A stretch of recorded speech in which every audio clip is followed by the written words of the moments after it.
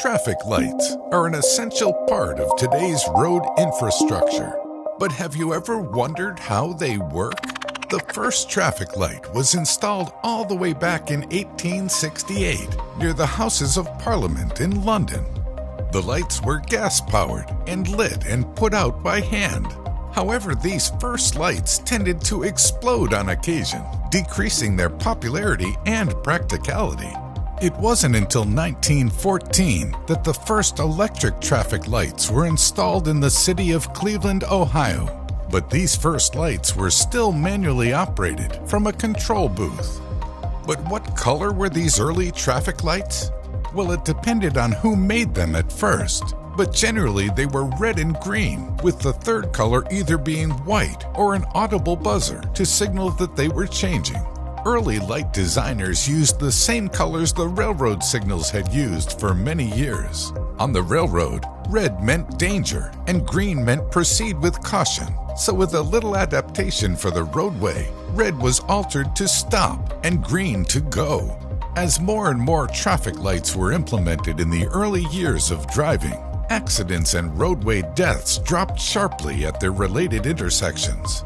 It was this increase in safety that caused their popularity to grow and grow. Today, they might be the bane of the daily commute, but there is no doubt that they save lives. So how do they work?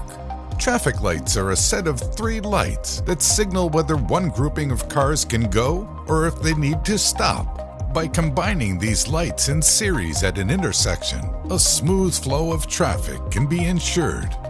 Green signals go, yellow or amber signals to slow down and prepare to stop, and red means stop. As a vehicle approaches a traffic light at a typical intersection, it has the choice of turning left, right, or going straight. These choices have to be addressed by the signal from the traffic light.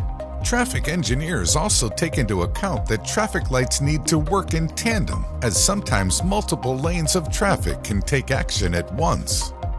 Engineers have to take into consideration the timing of each phase. Not every road at every intersection needs equal time. There are different types of roads, such as arterial roads, feeder roads, and residential roads.